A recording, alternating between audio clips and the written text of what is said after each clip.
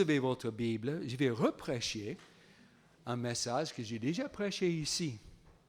Mais puisque vous n'écoutez pas la première fois, et la moitié de vous n'était pas là non plus, et quand même, je crois que le Seigneur m'a mis dans le cœur de prêcher ce message. C'est Sophonie 3 et 17. Nous sommes en train de faire, Phyllis et moi, un peu...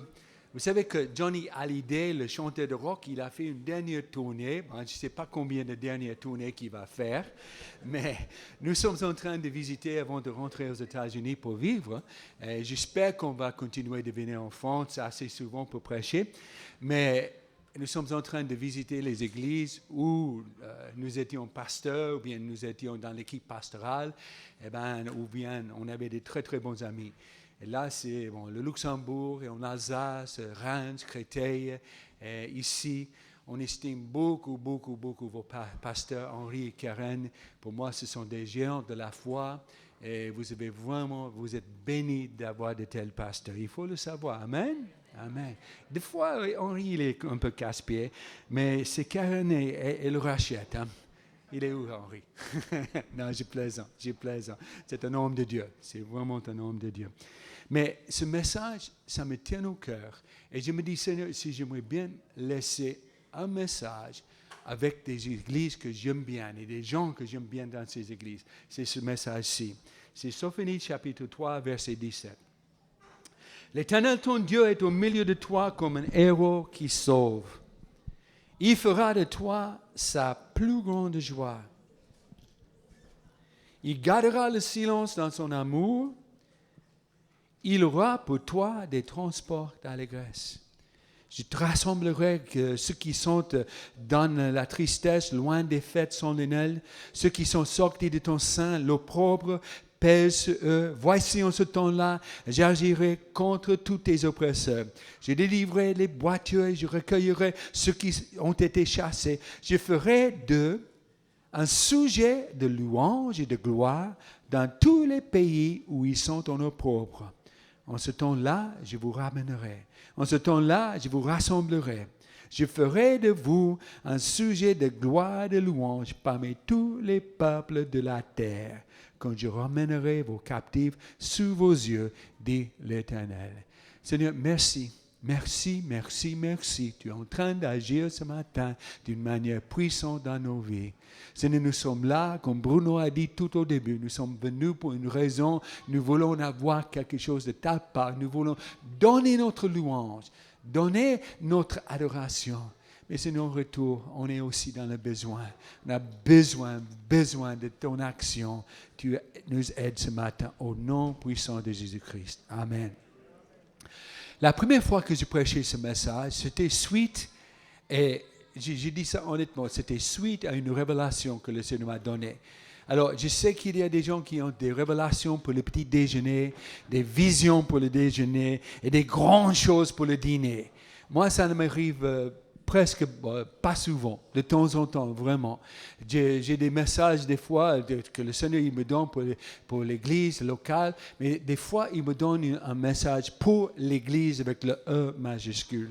Et je crois que ce message en est un comme ça. J'étais à l'école biblique, on était en train d'étudier les petits prophètes et je me dis, aïe, Seigneur, je dois enseigner les petits prophètes parce que là, je savais comment ça allait. Parce que d'abord, tu as un peuple rebelle dans toute cette période pour la plupart. Tu as un peuple qui n'obéit pas. Le Seigneur les a prévenus, attention, parce que si tu ne réponds pas, si tu ne reviens pas, tes ennemis vont venir, vont te détruire. Tout ça, ils étaient têtus comme des mules. Et puis à la fin, on sait bien que la destruction est tombée sur eux pour le faire tomber, pour le faire revenir au Seigneur. Et je dis, oh là là, je vais enseigner ça tout un semestre à l'école. Seigneur, passe-moi le Prozac, parce que ça ne va pas être gai. Mais vous savez, j'ai trouvé quelque chose dans les petits prophètes que je savais, mais je ne savais pas à quel point Dieu nous aimait. Et quand j'ai commencé de lire Sophonie, au début, c'était comme ça, vous êtes rebelles et voilà ce qui va vous arriver. C'était une période, à l'extérieur, il y avait une révélation, il y avait un réveil national, c'était l'époque de Josias. Mais le réveil était peu profond et les gens, ils ne savaient pas exactement ce que Dieu allait faire, voulait faire. Ils étaient toujours idolâtres dans leur cœur. Et quand le roi est mort, ils sont revenus là où ils étaient avant. Mais, Dieu a dit, écoute, moi j'ai quelque chose pour toi parce qu'il va rester un peuple humble et petit. Et il a dit, je vais avoir miséricorde sur ce peuple. Et puis il commence de parler de ce qu'il fait pour ce peuple qui est venu à lui. Et on va le voir dans un moment. Et on était dans une classe, il y avait une fille de Paris là qui s'appelait Céline. Et il a dit, il aura pour toi, Dieu, pour son peuple, il aura pour toi des transports d'allégresse. Et j'ai dit, Céline, aide-moi avec mon français, parce que ce n'est pas ma première langue. Aide-moi avec mon français. Comment avoir en français un transport d'allégresse? Et dans la classe, elle a fait...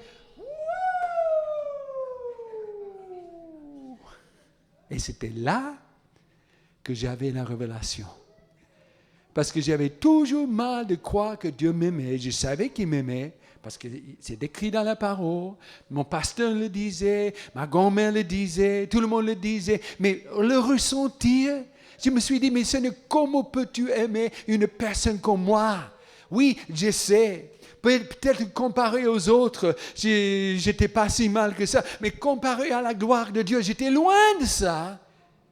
Mais tout d'un coup, c'était comme si je voyais Dieu sur son trône, en train d'avoir un transport d'allégresse à cause de moi.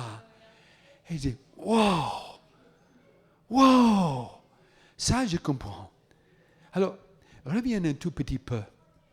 La Bible dit que ce Dieu qui vient pour ce peuple pauvre et petit, alors ceux qui sont hautains, les religieux, ceux qui sont là, moi je suis plus spirituel que vous. Si vous étiez aussi spirituel que moi, vous serez bien, mais je doute que vous arriverez parce que moi, plus spirituel que moi, ça n'existe pas.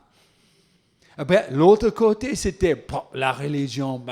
Je n'ai pas le temps pour ça. Parce que moi, j'ai des choses à faire, c'est la fête, c'est le vin, les filles, le chant, c'est tout ça, c'est la vie. Ou bien, je vais avoir une plus grande maison, une plus grande voiture, et tout ça. Mais il y avait un peuple, parce qu'à un moment donné, il ne restait plus rien dans le pays, sauf la destruction. Il restait un peuple pauvre et petit qui s'est retourné vers le Seigneur. Et là, le Seigneur a dit, moi, je suis là pour toi. Je suis comme un héros qui sauve. Comme un héros qui sauve. Tu sais, à l'époque de Pasteur Lindemann et moi, dans l'époque des hommes de caverne, il y avait des héros qui passaient, des cow-boys, comme le cavalier seul. Il y avait des autres, John Wayne, et puis c'est des héros. Et puis, mon héros le plus grand, ce n'était pas Batman, c'était Superman. Moi, j'aimais beaucoup Superman. Je voulais voler, mais ça ne marchait jamais chez moi. C'est un peu dangereux. Mais un héros, des muscles bons et intelligents. Moi, je ne pouvais jamais comprendre comment, quand il a changé dans les vêtements de Superman, ses amis ne l'ont pas reconnu. Parce qu'il a enlevé les lunettes, mais comme ma femme enlève ses lunettes, moi je sais que c'est elle quand même. Et je crois que Superman, il avait des amis assez bêtes quand même. Mais je voulais être comme Superman, un héros qui était toujours là. Mais tu sais quoi? Il y a un truc avec Superman. Superman, il arrivait toujours juste à l'heure. Il frappait le méchant là. Il sauvait la personne qui avait besoin d'être sauvée. Et puis, il est reparti. C'était un homme très, très seul. Il venait quand ils avaient besoin, mais il ne restait pas. Et il y a beaucoup de gens, ils veulent que Dieu soit comme ça. Quoi? Une assurance contre l'incendie éternel. Si tout ce que vous voulez, c'est une assurance contre l'enfer, bien sûr, Jésus, il est mort pour te sauver. Mais il est beaucoup plus que ça. Si c'est seulement un au secours, comme ça ne va pas, Seigneur, tu vois mon problème. Oh, merci Seigneur, au revoir, à la prochaine. Quand j'aurai besoin de nouveau, je vais crier encore. Mais la Bible dit, l'Éternel, ton Dieu, au milieu de toi. Ce n'est pas un héros qui part, qui revient, qui part, qui revient. C'est un héros qui sauve. Si vous voyez dans le hébreu et dans le grec, tous les deux, ce mot sauver a un sens beaucoup plus large que sauver de l'enfer, même plus large que sauver des péchés. Mais c'est le sens de tout ça. En plus, sauver de la maladie, sauver de tout ce qui nous opprime. Il est pour cela, il est là, notre Seigneur qui nous sauve. Notre Seigneur qui nous sauve. Et vous savez, il y a quelqu'un dans la parole de Dieu. Son nom veut dire sauveur. Son nom veut dire Dieu sauve. Vous savez qui c'est? Jésus. Son nom veut dire Dieu sauve. Dieu sauve. Et je crois qu'ici, on a une image dans l'Ancien Testament, même avant que Jésus soit né sur terre. Déjà, le prophète voyait cet héros qui sauve, qui est venu à la croix de Calvaire pour nous sauver de nos péchés, pour détruire la puissance du péché. On dit oui, Jésus est mort à la croix et c'est vrai. Mais vous savez quoi? Jésus travaillait à la croix. Parce qu'il faisait une œuvre à la croix. Il était en train d'acheter pour nous racheter le salut éternel. Il est là pour nous. C'est un sauveur qui sauve, un héros qui sauve. Et mon ami, ce matin, j'ai une bonne nouvelle. Si vous vous croyez spirituel ou pas, si vous vous croyez tellement loin de Dieu, c'est un héros qui sauve. Il est là pour toi. Jésus, il t'aime. Toi, ta vie est précieuse pour lui. C'est ça que je ne pouvais pas comprendre. Parce que je voulais tellement être bon, mais je me suis connu tellement bien. Je me dis, j'arrive pas. Est-ce que dans le temps, vous savez, les femmes d'un certain âge, vous pouvez expliquer aux jeunes femmes. Mais il y avait des aiguilles. Là, quand il y avait un trou dans le pantalon, un trou dans la chemise, au lieu de le jeter dans la poubelle, on le réparait dans le temps. Alors comme ça, il y avait... vous les jeunes, vous savez qu'est-ce que c'est les aiguilles? Comme ça, oui. Alors pour ça, il fallait mettre le ficelle, on dit ça, le ficelle, mais il y avait un trou. Le fil, oui, il y avait un trou. Alors, moi, je n'arrivais pas. Ma grand-mère, Bruno, parce qu'il fallait un peu de salive, et elle était vieille, mais elle voyait bien ces petits trous, ça passait. Mais moi, quand j'essayais, Philippe, ça n'arrivait pas. Je me dis, et c'était un peu comme ça ma vie spirituelle. Je voulais vraiment être à l'auteur. Mais je n'arrivais pas. Même si à l'extérieur, tout était bien. Quel combat j'avais à l'intérieur. Et vous savez quoi, mon ami? Tu n'arriveras jamais toi-même. Parce que si toi, tu arrives toi-même, Jésus, il est mort à la croix pour rien.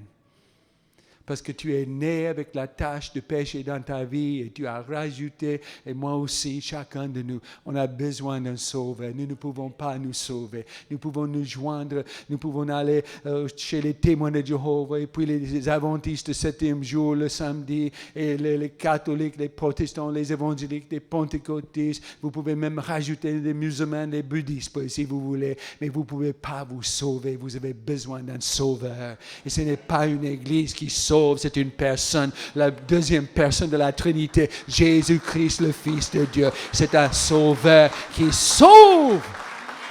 Et toi, tu n'es pas l'exception. Et toi, tu n'es pas l'exception. Il te sauve. Et en le faisant, il le fait parce que toi, tu es sa plus grande joie.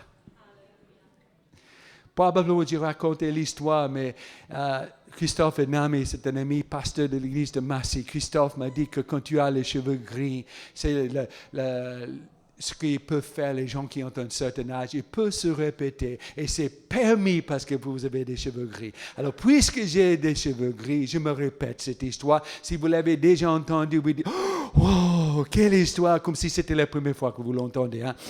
Mais je sais que mes enfants, ils aimaient beaucoup les sports, et papa aussi. J'étais souvent là dans les gradins en train d'aider les arbitres. J'espère que quand je serai aux États-Unis, je serai dans les gradins en aidant des arbitres avec mes petits-enfants maintenant, je ne sais pas. Mais avec mes enfants, j'étais là. Et vous savez, l'arbitre, il est toujours pour l'équipe adverse. Quand tes enfants ils jouent, il faut aider les arbitres. Mais je me souviens d'une fois, mon deuxième fils, Charles, bon, les trois, ils étaient très, très bien pour le basket, mais Charles, c'était un tournoi, et nous étions les supporters de l'équipe, c'était une équipe de lycée, on était installés là, et juste à côté, c'était l'équipe de Charles, l'équipe qui était contre l'équipe de Charles, mon fils. Et là, les supporters, on était gentils les uns avec les autres, mais on ne se connaissait pas. Eh bien, juste au début du match, Charles, il a fait un tir en suspension de beauté. 2 points. Ah, papa, il est content. Et j'entends un des papas de l'équipe adverse là. Il dit, oh là là, celui-là, il est fort. Il va falloir qu'on le surveille. Et papa, je voulais faire une annonce. C'est le fils à David Procter qui a fait ça. Quand j'étais en Tanzanie, Charles était missionnaire là-bas un certain temps. On m'appelait Papa Charles. C'est le papa de Charles. Et ce jour-là, je voulais qu'il fasse une annonce. Là. C'est Papa Charles qui est là, qui regarde son fils là en train de le faire. Mais mes amis, je comprends. Et quand le Seigneur m'a donné ce message, c'était quelque chose, René, qui éclatait dans mon âme parce que c'était le moment où ces enfants, ils partaient de la maison. Et c'est toujours difficile, Daniel, les enfants, quand ils partent de la maison, c'est pas si papa va les laisser faire, non, le garçon, mais les filles, je ne sais pas. Mais c'est dur et mon cœur était sensible parce que là, ils partaient à l'autre côté de la mer. Oh là là. Et quand je lis ça, il dit, il fera de toi sa plus grande joie. Ça, j'ai compris.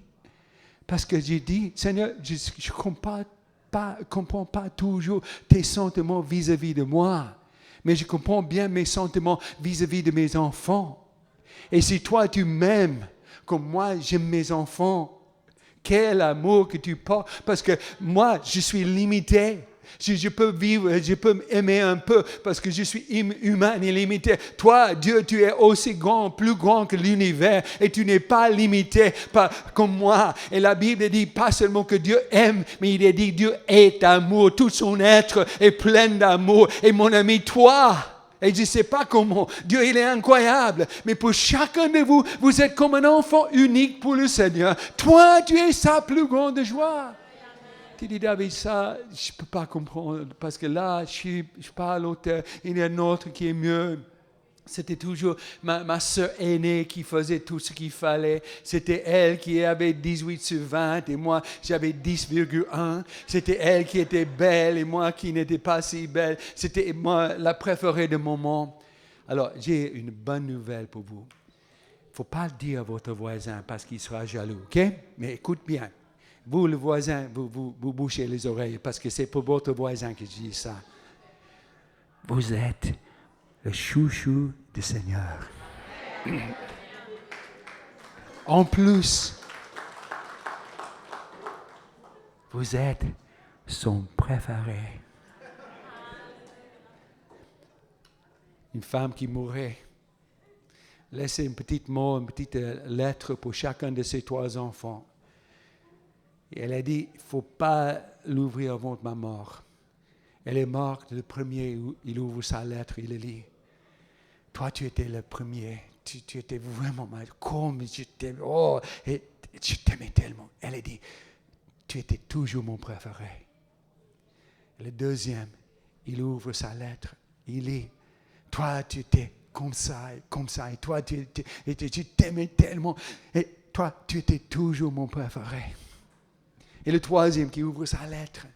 Toi, tu étais la cadette. Là, tu étais la petite, là. Et tu comme ça, je t'aimais tellement. Toi, tu étais toujours mon préféré. Alors, maman, est-ce qu'elle mentait? Ou est-ce qu'elle disait la vérité? Moi, j'en ai 3 préférés. Et le Seigneur, il a des millions de préférés. Et toi, tu en es un. Et toi, tu en es un. Il t'aime. La Bible dit, bon, il y a plusieurs traductions. Il dit ici, il gardera le silence dans son amour. Alors, les traducteurs, ils traduisent ça d'une manière, beaucoup de manières différentes. L'un, il dit que ça donne l'idée des gens qui s'aiment. Et ils se regardent l'un les yeux parce qu'il paraît, je ne sais pas, parce que enfin, ça fait 45 ans de mariage, mais il paraît que les jeunes qui sont amoureux, ils peuvent se regarder dans les yeux pendant longtemps sans rien dire. C'est vrai, Bruno, ou non? Hey, Daniel, lui, un œil, c'est toi, l'autre, c'est France, c'est qui, je ne sais pas qui joue ce soir, mais ça louche un peu quand il y a un match quand même. Mais ça se peut que le Seigneur nous regarde comme ça. Ou bien, d'autres disent, il garde le silence sur nos péchés, il nous pardonne, il efface notre péché, Ou bien, même d'autres disent, oui, là, c'est comme... Et moi j'aime bien cette idée-là. C'est comme un papa qui regarde ses enfants en train de dormir. Il garde le silence. Je me souviens quand mes enfants étaient tout petits là. Là, je suis entré dans la chambre de ma fille. On était à Auberville en train d'apprendre le français. C'était échoué, vous entendez bien là, toujours. Mais là, la lumière, c'était sur le côté de la montagne, c'était merveilleusement beau, hein, à Auberville. Et là, la lune passait par la fenêtre de sa chambre. Je voyais la petite de 7 ans là en train de dormir. Vous savez, les enfants, quand ils dorment, ils sont mignons, n'est-ce pas? Quand ils dorment. Quand ils sont réveillés, c'est une autre histoire. Mais quand ils dorment, ils sont merveilleux. Et là, j'avoue, en regardant ma fille en train de dormir comme ça, moi, mon cœur s'est tellement gonflé que j'avais presque peur qu'il allait éclater d'amour pour cet enfant. Et pour mes filles, c'était la même chose. Et je me demande, toi qui crois que Dieu ne t'aime pas, et toi qui crois que tu n'arrives jamais, bien que tu essaies, je me demande si quand toi tu dors, parce que quand tu dors pas, c'est pas ça, mais quand tu dors, si le Seigneur ne te regarde pas, en disant, c'est mon enfant, toi, sa plus grande joie, son préféré, il fera de toi sa plus grande joie. Il aura pour toi des transports d'allégresse. Le mot en hébreu, il se tournoie là. Quand je voyais ce verset, je me dis, attends. Non, pas Dieu. Dieu, il faut que toi, tu restes sur le trône, très sérieux. Avec un regard comme quelqu'un qui a été baptisé dans le jus de citron. Vraiment sérieux. Grosse barbe blanche, les cheveux longs et blancs. Je m'entretiens maintenant. Foudre dans chaque main. Et si tu fais une petite erreur, boum, j'ai vu ça, arrête. Ici, on voit un Dieu, excuse-moi, mais il se comporte d'une manière un peu fou. Plus grande joie. Il a dit, il aura pour toi des transports d'allégresse. Un ami m'a dit, on regardait ce verset ensemble, il a dit, c'est comme un jeune homme qui là, il voulait demander le mariage à une jeune fille, mais il n'était pas trop sûr qu'elle allait dire oui, mais il l'aimait beaucoup. Alors, il s'agenouille devant elle, il dit, chérie, tu veux m'épouser? Et elle dit, oui. Et il dit, quoi? Et puis il fait,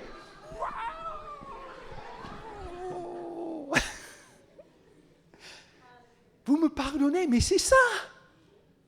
Des transports d'allégresse. Encore pire. Parce que la plupart des versions anglaises disent quelque chose comme ceci. Dans son amour, il chantera pour toi. Alors, combien de jeunes hommes qui ne sont pas encore mariés? Laisse-moi voir votre main. Dans la réunion ce matin, vous êtes jeunes, pas mariés. Laisse-moi voir la main. Oh là là.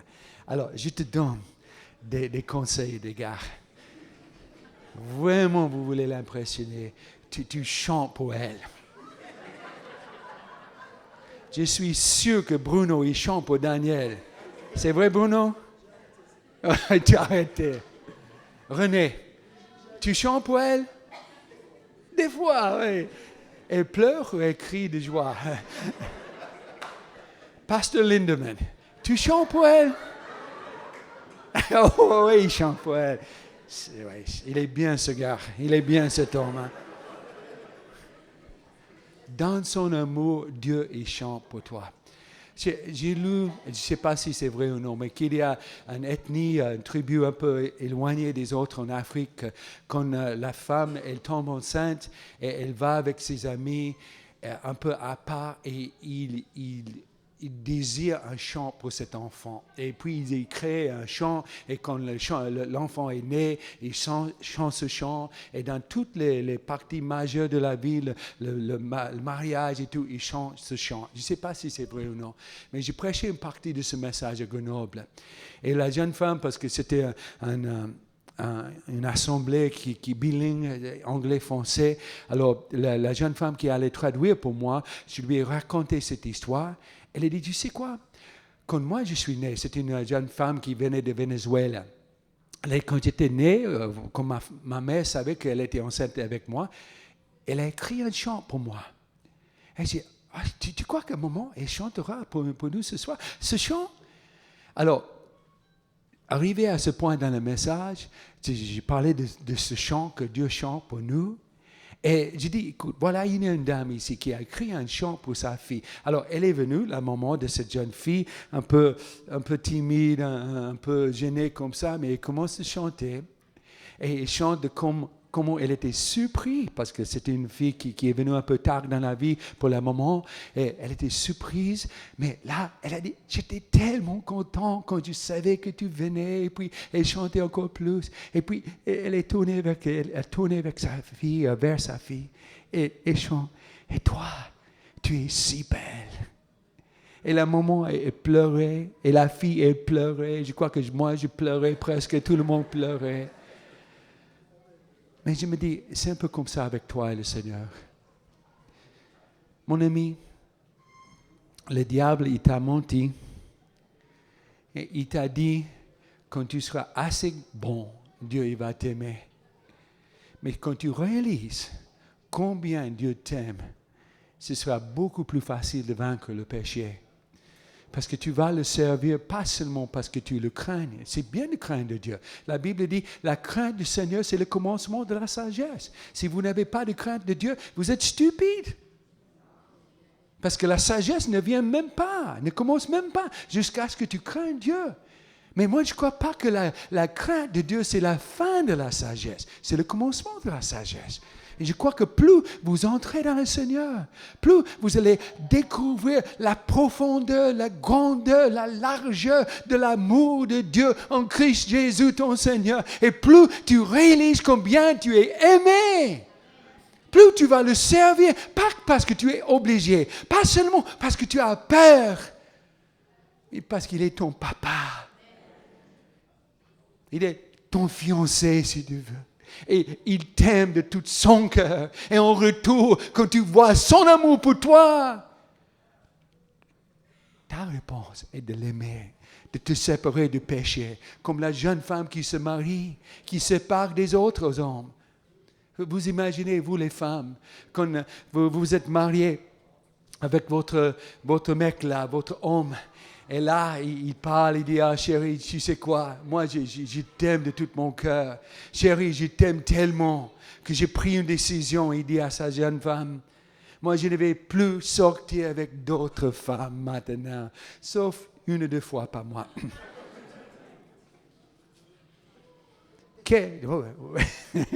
Vous allez lui apprendre la loi, n'est-ce pas? Vous les femmes, vous avez le droit de le faire. Oui. Non, mais non, quand on se donne à une personne de tout cœur, on ne se sépare des autres. Et c'est comme ça, quand on vient au Seigneur, ce n'est pas seulement on se sépare du péché parce qu'on a peur de lui, oui, mais c'est plus que ça, parce qu'on l'aime. Et on ne veut pas lui faire mal. Et on ne veut pas des autres idoles, des autres choses dans notre vie qui est plus important pour lui. Parce que le Seigneur, ton Dieu, au milieu de toi, c'est un héros. C'est ton héros. Il te sauve. Il t'apprend. Puis la dernière chose. Et comme je vous ai dit 100 fois sans doute, vous aimez bien quand le pasteur dit, et maintenant c'est la dernière partie du message. Et vous savez bien, parce que vous connaissez bien les messages, que c'est un mensonge. C'est le seul mensonge, je crois, qui est permis, qui n'est pas un péché. Mais bon, on a toujours l'intention, c'est pas un mensonge, excusez-moi. On a toujours l'intention de finir tôt, mais c'est vous êtes tellement attentif qu'on ne peut pas arrêter. Alors, c'est votre faute. Vous dites Amen, et chaque fois que vous dites Amen, ça prolonge le message de 5 minutes. J'ai entendu deux Amen. Des autres, oh là là. J'aime bien ce peuple pauvre et petit, humble et petit, humilié et petit. Alors, quand nous arrivons à un point que nous disons, je suis nul, j'ai besoin de Dieu, tu es bien. La Bible parle de la bénédiction des pauvres en esprit. Et les pauvres en esprit, ça n'a rien à faire avec ta porte-monnaie. Il y a des gens qui sont riches comme tout, mais qui sont pauvres en esprit, parce qu'ils savent que sans Jésus, ils sont finis. Ils sont cuits. Amen. Ils sont pauvres en esprit. Et il y a des pauvres qui ne sont pas du tout pauvres en esprit parce qu'ils sont tellement avares, ils sont tellement envieux que les autres. Non, ça n'a rien à faire avec ton compte bancaire. Le pauvre en esprit, c'est celui qui sait qu'il a besoin de Jésus, qui est humble, qui est petit, qui dit Jésus, je ne peux pas arriver sans toi. Et ce peuple-là, il est nous sommes sa plus grande joie. Il est notre héros qui sauve, il garde le silence dans son amour, il aura pour nous des transports d'allégresse. Mais en plus, parce que ce peuple est tombé loin d'où ils étaient avant.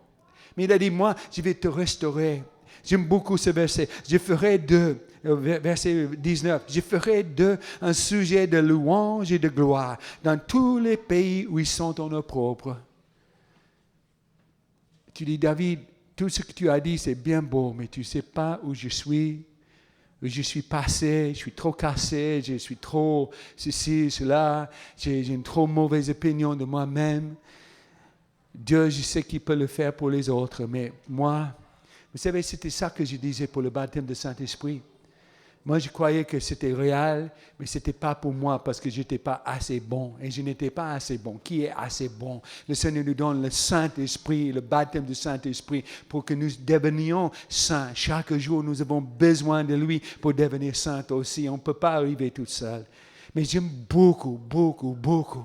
Le Seigneur ne nous laisse pas dans la pauvreté spirituelle. Il ne nous laisse pas dans l'éloignement, mais là où nous étions en pauvre, où nous étions en une honte, là, il nous donne une gloire. Il partage sa gloire avec nous. Sur les loups, ce matin, il a dit, si Dieu est pour nous, qui sera contre nous? Il nous appelle, il nous justifie, il nous glorifie. Parce que nous sommes ses enfants. Mes amis, il y a une gloire dans cet attachement que nous avons à Dieu. On a une amie dans une autre partie de la France, et cette amie, la famille, c'est presque comme notre famille. Mais cette amie, elle aime beaucoup le Seigneur. Mais elle aimait beaucoup le Seigneur. Elle était vraiment engagée auprès des jeunesses de son église. Elle travaillait de tout son cœur. Et elle avait 20 ans à peu près. Et puis, elle a rencontré un jeune homme. Elle est tombée amoureuse. Et elle a dit, pour un moment, j'aimais ce jeune homme plus que j'aimais Dieu. Et ils sont tombés dans le péché une fois. Et après, elle dit, oh Seigneur, qu'est-ce que j'ai fait? Je voulais attendre le mariage. Seigneur, qu'est-ce que j'ai fait? Et puis le Seigneur, il lui a pardonné, il lui a donné ce verset. L'Éternel, ton Dieu, est au milieu de toi comme un héros qui sauve. Il fera de toi sa plus grande joie, etc., etc., etc. Et elle a ressenti le pardon du Seigneur. Mais puis, quelques semaines plus tard, elle a appris qu'elle était enceinte. Alors, une jeune femme, bien engagée dans l'église, son papa est pasteur. Et là, qu'est-ce qu'elle va faire? Elle peut cacher son péché, parce qu'aujourd'hui, une jeune femme de 20 ans, elle peut faire un avortement, il n'y a personne qui le saura, sauf le médecin et elle et Dieu. Mais tu sais, elle était courageuse. Moi, j'admire des personnes courageuses qui, quand ils font erreur, parce que qui parmi nous n'ont pas fait... Moi, j'ai fait des erreurs. Et vous aussi, vous avez fait des erreurs. Et des fois, au lieu de faire comme il faut, on s'éloigne encore plus. Et je vais vous dire quelque chose. Si vous avez fait une bêtise, au lieu de faire une autre bêtise pour cacher cette bêtise, arrête là où vous êtes et recommencez. Au début, c'est plus difficile, mais si vous le faites comme il faut, la Bible, Dieu, il promettait ici pour ce peuple une bénédiction et même une gloire où ils étaient humiliés. Et cette jeune femme, elle a parlé avec ses parents et tout le monde, il y avait des pleurs. Son papa m'a téléphoné, il dit, David, tu peux venir prêcher pour moi ce dimanche. Moi, je ne sais pas, j'arrive pas. Et là, quand je suis venu enfin, la jeune femme, elle avait demandé aux membres de l'église, est-ce que vous pouvez rester après la réunion? J'ai quelque chose à vous dire. Alors, j'ai prêché, c'était pas si facile parce que je savais ce qui venait. Et je voyais cette femme, jeune femme, avec beaucoup de courage, personne de responsabilité dans l'église, qui s'est tenue devant l'église. Et moi, j'ai péché. Et voilà le résultat de mon péché. Elle dit avec des larmes et demandait pardon devant ses frères et ses sœurs. Moi, je n'ai jamais vu ça. Je ne crois pas que j'ai jamais vu un pasteur qui péchait, un ancien qui péchait. Mais voilà une jeune fille dans l'église qui avait tant de courage, qui dit, j'ai péché. Et l'église, et je connaissais cette église, oh là là, des fois ils étaient durs. Vous savez ce qu'ils ont fait? Ils l'ont embrassée, ils l'ont pris dans les bras, ils ont pleuré avec elle. Et elle a assumé ce qu'elle a fait. Quand l'enfant est né, elle a eu un petit appartement à elle-même. Elle commençait à continuer ses études pour devenir institutrice. Mais le jour où elle était devant l'église pour confesser son péché, il y avait un jeune homme dans l'église que jusqu'à ce moment-là, il n'avait jamais fait attention. C'était seulement une fille dans l'église. Mais ce jour-là, quand elle a fait ça, le Seigneur a donné à ce jeune homme un amour pour cette jeune fille. Et un peu plus tard, elle est devenue sa femme. Et le bébé qui est né est devenu aussi sa fille. Et aujourd'hui, j'ai vu la petite la semaine passée. Elle n'est plus petite. C'est une jeune femme très belle qui aime beaucoup le Seigneur Jésus-Christ. Et sa mère, qui avait un moment de honte quand elle devait confesser son péché, quand je vois ce que le Seigneur a fait dans sa vie, parce qu'il l'a glorifié. C'est une jeune femme maintenant, pas plus aussi jeune qu'avant. C'est sa vie qui est la jeune femme. Mais c'est une femme qui dirige une chorale gospel, une femme qui dirige cette chorale, qui va dans les maisons de retraite, qui a même chanté dans les églises catholiques avec...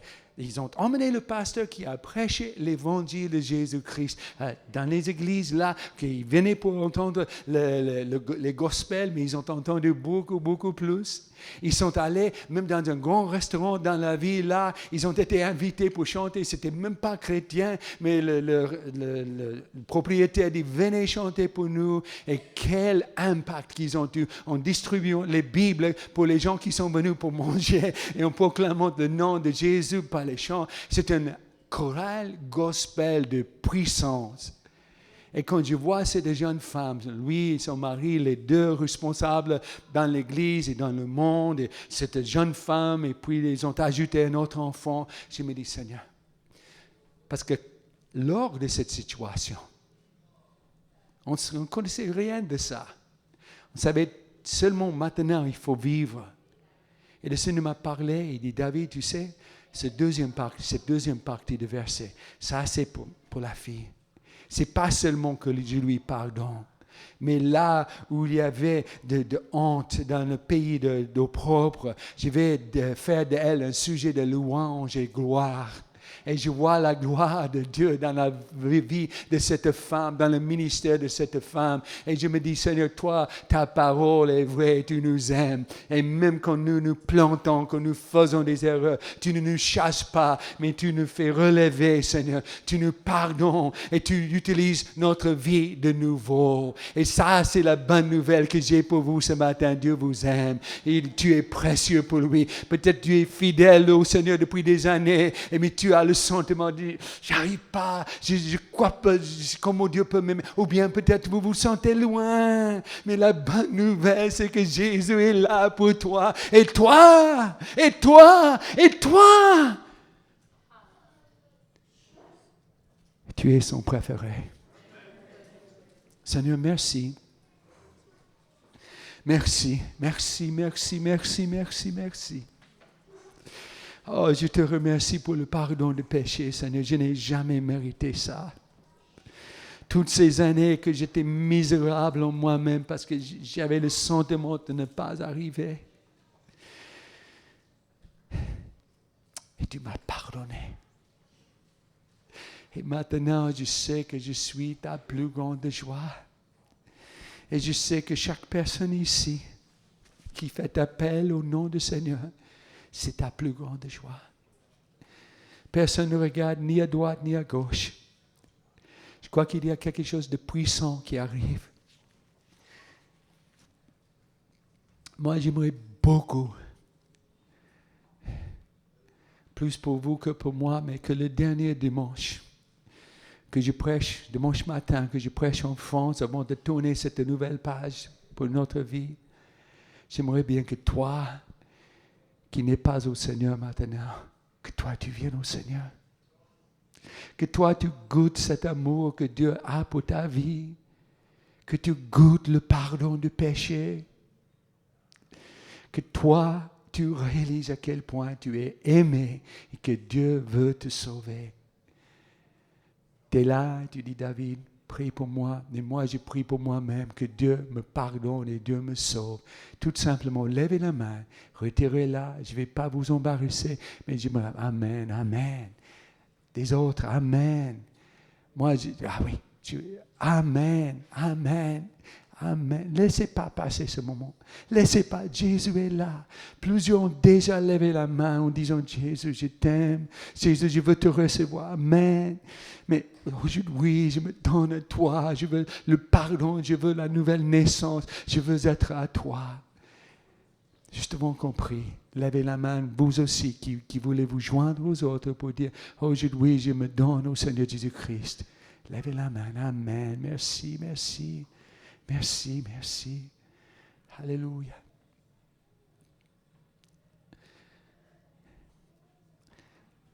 Alors, tout le monde, regarde-moi. S'il vous plaît, regarde-moi.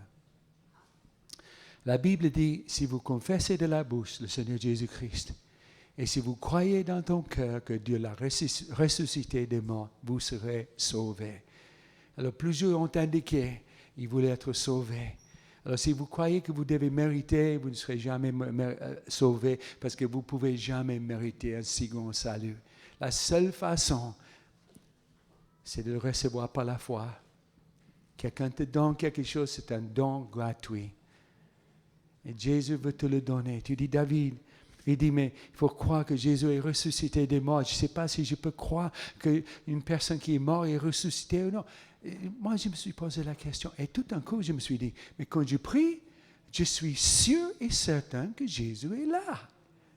Tout comme un homme aveugle parle avec une personne et il ne le voit pas, mais il sait qu'il est là. Je sais que Jésus est là. Et s'il est là, effectivement, il doit être ressuscité. Crois dans ton cœur et confesse de ta bouche. Il a dit qu'à quiconque fait appel au nom du Seigneur Jésus-Christ sera sauvé. Ce matin, ce n'est pas compliqué. Si vous voulez être sauvé, vous faites appel au nom du Seigneur. Seigneur, au secours. Seigneur, sauve-moi. Seigneur, pardonne-moi. Seigneur, donne-moi cette nouvelle vie. Je viens ce matin par la foi. Alors, il y a une partie, Jésus, il te confesse devant son Père. Et toi, de ton côté, tu confesses Jésus devant les autres. Si vraiment vous voulez être sauvé, le pardon de péché, commencer une nouvelle vie avec Jésus, je vais vous demander de faire quelque chose qui peut-être un peu difficile. Plus tard, vous allez concrétiser ce que vous faites ce matin en étant baptisé dans l'eau. Mais ce matin, Jésus va te sauver quand tu fais ceci. Tu viens en criant vers le Seigneur dans ton cœur et de ta bouche aussi, mais aussi en confessant Jésus devant les hommes. J'aimerais bien demander à toute l'Assemblée de vous mettre debout, s'il vous plaît. Tout le monde, mettez-vous debout. Tout simplement, sans beaucoup d'émotions à droite et à gauche, mais vous qui êtes sérieux devant le Seigneur, vous dites, Dieu, je suis sérieux, je suis sérieux, je suis sérieux. Moi, je veux confesser le nom de Jésus-Christ devant tout le monde. Je vous invite, si vous voulez être pardonné et sauvé, et commencer de suivre Jésus-Christ ce matin, quittez votre place et venez ici au devant et on va prier avec vous. Mais venez vite, parce que Dieu, il va faire quelque chose dans ta vie. Venez, amen. Alléluia. Amen. Merci Philippe. Amen. Alléluia. Venez. Maintenant, je veux prier pour toi. Merci Seigneur pour toute personne qui criait vers toi. Maintenant, ils sont en train de prier eux-mêmes. Mais toute personne qui crie à toi au nom de Jésus sera sauvée. C'est ça que tu as dit dans ta parole, Seigneur. Il ne faut pas faire des choses merveilleuses comme dit certains. Il faut seulement venir tout simplement par la foi en Jésus-Christ. Et ils sont venus, Seigneur, par la foi en Jésus. Ils sont sauvés, Seigneur, nés de nouveau, nés de nouveau. Merci, Jésus. Merci pour le pardon. Seigneur, pour celui qui est vraiment coincé dans un péché, et le diable est en train de lui dire, oui, ça c'est beau, mais quand tu sors d'ici, qu'est-ce que tu vas faire? Seigneur, tu as dit que nous ne sommes pas sauvés seulement pour le pardon. Seigneur, nous sommes sauvés de la puissance du péché.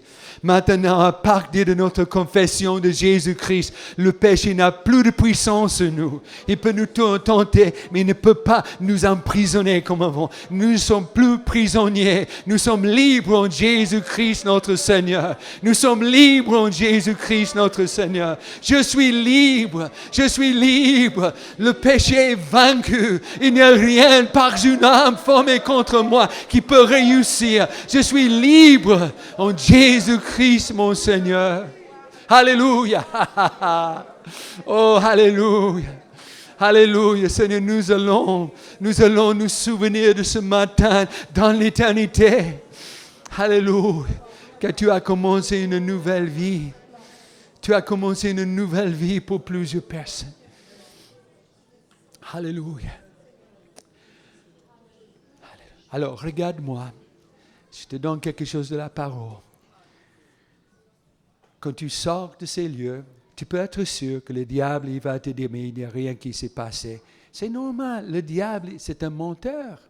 Il ment, il ne peut pas dire autrement. Alors quand le diable commence à te parler, tu sais que c'est le menteur. Tu écoutes la voix du Seigneur. Le Saint-Esprit te dit, quiconque fait appel au nom du Seigneur Jésus-Christ sera sauvé. Ça, c'est ce que Jésus a dit. Ça, c'est ce que l'Esprit de Dieu a dit. Quiconque, est-ce que vous appelez quiconque? Hein? Votre nom, c'est quiconque? Amen. Moi, je suis un quiconque. Quiconque fait appel au nom du Seigneur, vous mettez votre nom, sera sauvé. Écoute, entretenir cette vie en Christ. Lisez la Bible chaque jour, même si c'est un chapitre. Dans le métro, vous prenez priez chaque jour.